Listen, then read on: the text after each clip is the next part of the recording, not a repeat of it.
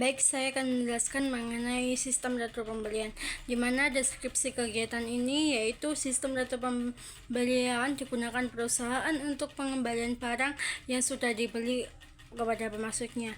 Yang selanjutnya ada fungsi yang terkaitnya. Yang utama adalah fungsi gudang, di mana fungsi gudang itu bertanggung jawab untuk menyerahkan barang kepada fungsi pembelian seperti yang tercantum dalam tebusan memo debit yang diterima dari fungsi pembelian. Yang kedua ada fungsi pengiriman, di mana fungsi ini bertanggung jawab untuk mengeluarkan memo debit untuk retur pembelian.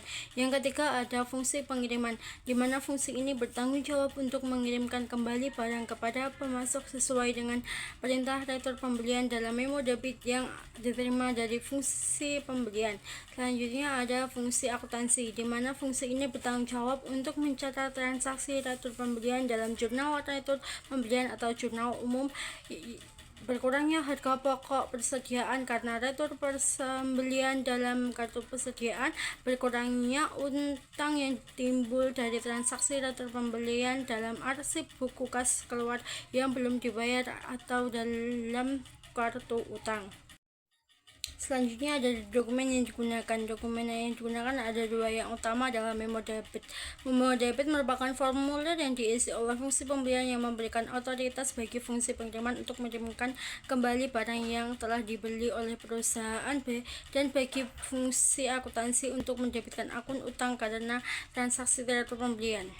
Yang kedua adalah laporan pengiriman barang, di mana dokumen ini dibuat oleh fungsi pengiriman untuk melaporkan jenis dan kuantitas barang yang dikirimkan kembali kepada pemasok sesuai dengan perintah retur pembelian dalam memo debit dari fungsi pembelian. Selanjutnya ada catatan akuntansi yang digunakan, yaitu ada tiga. Yang utama adalah jurnal retur pembelian atau jurnal umum. Yang kedua adalah kartu persediaan. Yang ketiga adalah kartu. Ini adalah contoh di mana memo debit dan laporan pengiriman barang. Yang selanjutnya yang dimaksud dengan jurnal retur pembelian atau jurnal umum, yaitu digunakan untuk mencatat transaksi retur pembelian yang mengurangi jumlah persediaan dan utang dagang. Yang untuk kartu persediaan yaitu digunakan untuk mencatat berkurangnya harga pokok persediaan karena dikembalikan barang yang telah dibeli kepada pemasoknya. Yang selanjutnya ada kartu utang, di mana kartu utang ini digunakan untuk mencatat berkurangnya utang kepada debitur akibat adanya pengembalian barang kepada debitur. Penggunaan formulir bernomor unit tercetak salah satu cara pengawasan formulir, dan dengan demikian pengawasan terhadap terjadinya transaksi keuangan adalah dengan merancang formulir yang bernomor urut tercetak untuk menciptakan praktik yang sehat dalam sistem retur pembelian. Formulir pokok, memo debit, dan laporan pengiriman barang harus bernomor urut tercetak, dan penggunaannya dipertanggungjawabkan oleh fungsi yang bersangkutan atau sebagai fungsi pembelian dan fungsi pengiriman. Catatan yang berfungsi sebagai buku pembantu utang secara perdebitan direkonsiliasi dengan akun kontrol utang dalam buku besar. Selanjutnya adalah prosedur pencatatan utang. Ada dua metode pencatatan utang. Yang pertama ada account payable procedure, dan yang kedua adalah voucher payable procedure. Dalam account payable procedure, catatan utang adalah berupa kartu utang yang diselenggarakan untuk tiap kreditur yang memperlihatkan catatan mengenai nomor faktur dan pemasok, jumlah terutang, jumlah pembayaran, dan ada saldo utang. Dalam voucher payable procedure tidak diselenggarakan.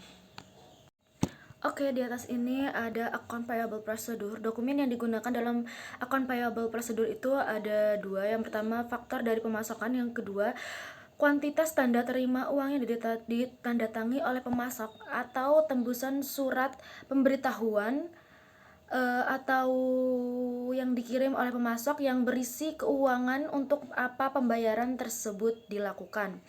Yang barisan pertama ini ada bagian pembelian urutannya, terus yang kedua ada bagian pengiriman, dan yang ketiga ada bagian gudang.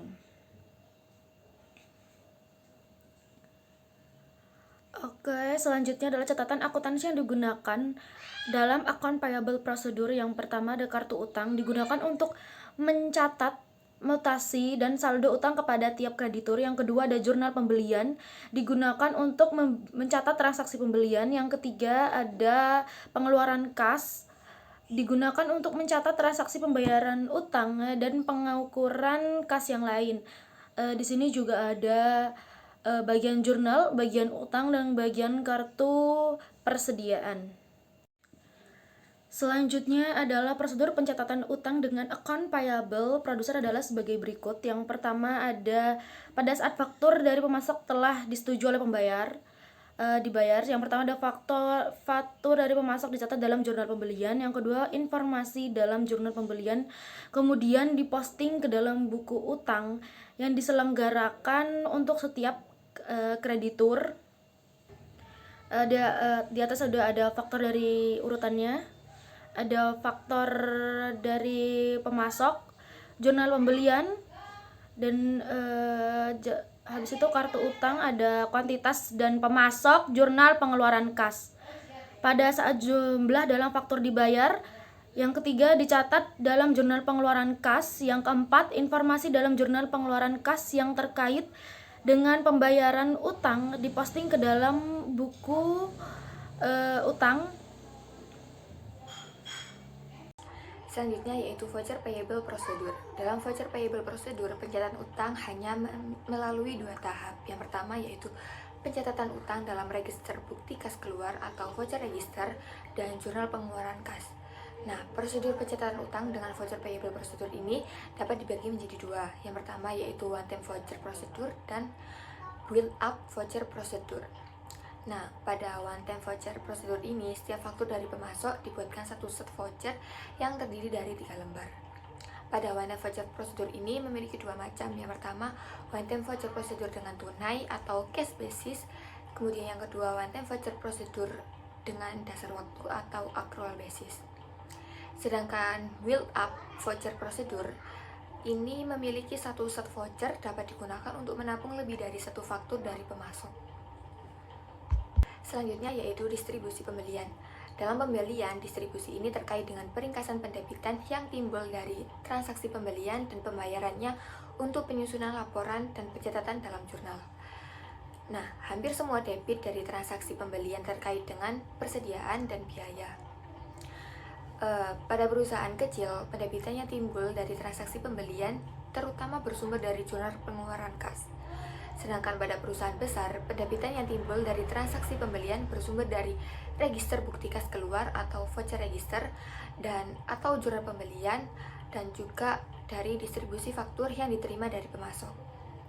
Sedangkan pada perusahaan manufaktur, klasifikasi yang umum digunakan untuk pendebitan yang timbul dari transaksi pembelian dan pembayarannya adalah sebagai berikut.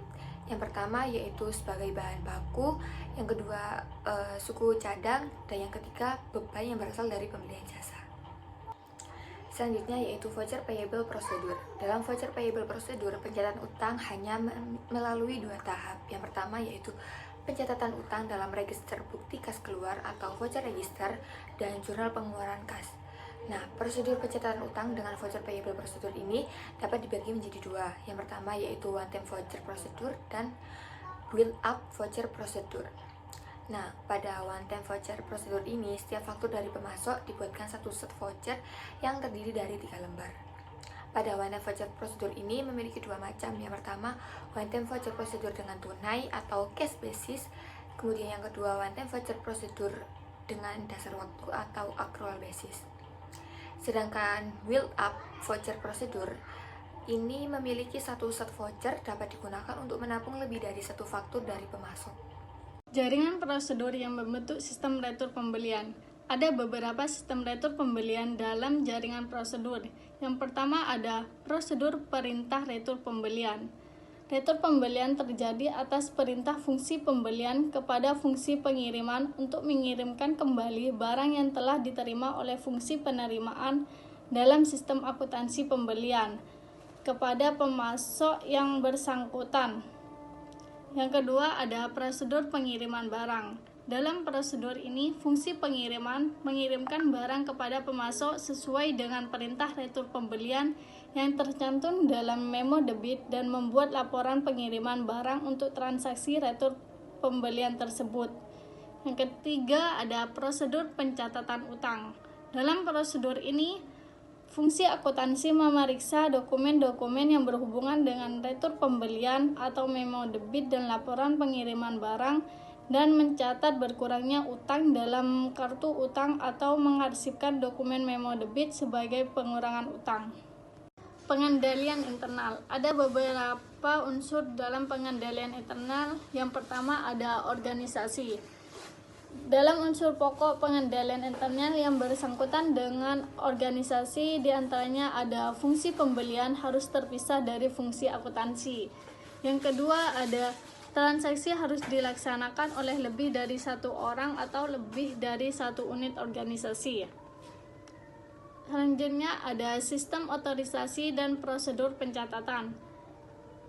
Ada beberapa di antaranya. Yang pertama ada memo debit untuk retur pembelian diotorisasi oleh fungsi pembelian. Yang kedua ada laporan pengiriman barang untuk retur pembelian diotorisasi oleh fungsi pengiriman. Yang ketiga ada pencatatan ke dalam catatan akuntansi harus didasarkan atas dokumen sumber yang dilampiri dengan dokumen pendukung yang lengkap. Yang keempat ada pencatatan ke dalam catatan akuntansi harus dilakukan oleh karyawan yang diberikan wewenang. Saya Salisa Tulfitria dengan NPM akhir 067. Saya akan menjelaskan tentang metode distribusi pembelian, metode akun berkolom.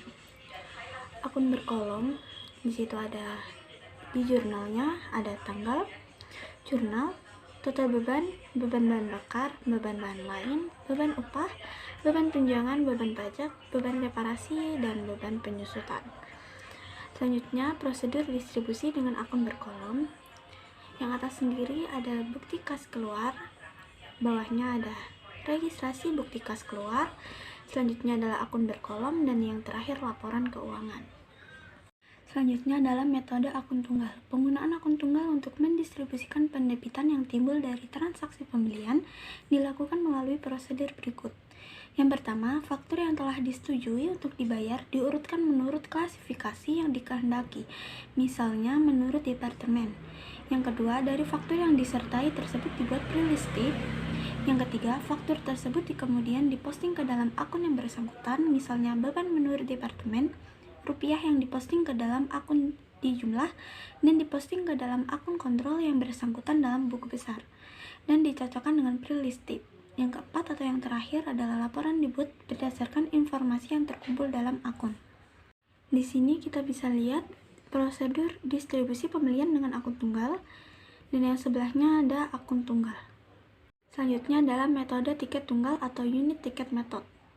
Untuk setiap komponen klasifikasi, dibuat tiket tunggal berdasarkan bukti kas keluar, yang biasanya terdiri dari media campuran. Tiket tunggal ini kemudian direkap, dan hasil rekapitulasinya digunakan untuk posting ke akun kontrol yang bersangkutan dalam buku besar. Tiket tunggal ini kemudian diarsipkan menurut nomor akun dalam klasifikasi. Pada akhir bulan, rekap dari arsip tiket tunggal ini dibuat dan hasilnya ditulis dalam strip ringkasan. Strip ringkasan inilah yang berfungsi sebagai laporan. Sebelahnya itu ada prosedur distribusi dengan tiket tunggal. Selanjutnya ada metode distribusi dengan komputer. Dengan memberikan kode transaksi yang terjadi sesuai dengan klasifikasi yang diinginkan, pendebitan yang dihasilkan dari transaksi pembelian distribusikan melalui komputer. Komputer akan melakukan proses pengurutan melalui program jika transaksi sudah diberikan kode dengan benar. Oleh karena itu, fokus kegiatan distribusi pembelian adalah kerangka pemberian kode untuk transaksi pembelian dan pengeluaran kas. Kerangka pemberian kode akun beban dapat disusun sebagai berikut jika penerbitan akun beban dikategorikan menurut jenis. Misalnya, ada 50 jenis beban. Pusat pertanggungjawaban dibagi menurut hierarki manajemen, misalnya ada 4 jenjang manajemen. Dan jenis produk yang dihasilkan, misalnya ada 25 jenis produk. Di bawah itu ada contohnya. Setiap faktur pembelian atau bukti kas keluar akan diberi kode debit sesuai dengan kerangka pemberian kode. Misalnya, faktur pembelian jasa ikan jenis beban ke-28 dikirim ke Departemen Pemasaran dengan kode organisasi 4321 dan kemudian dikeluarkan untuk produk misalnya nomor 21 Faktur tersebut akan diberi kode debit 284-32121 dan dicatat di komputer dengan kode tersebut. Semua transaksi pembelian dan pengeluaran kas yang berkaitan dengan beban akan diberi kode oleh kerangka pemberian kode ini. Dengan demikian, arsip transaksi pembelian atau file transaksi pembelian yang berupa pita magnetik hasil run 1 dapat digunakan untuk mengupdate arsip induk beban. Dan hasil run 2 dapat digunakan untuk menghasilkan laporan beban yang berupa 1. Laporan beban menurut jenisnya dibuat dengan menginstruksikan komputer untuk mengurutkan 2 angka pertama kode akun beban. Nomor 2. Laporan beban disesuaikan dengan pusat pertanggungjawaban dibuat dengan mengurutkan 4 angka pada posisi kedua kode akun beban komputer. Yang ketiga, laporan beban menurut produk dibuat dengan mengurutkan arsip induk beban sesuai dengan 2 angka terakhir dalam kode akun beban.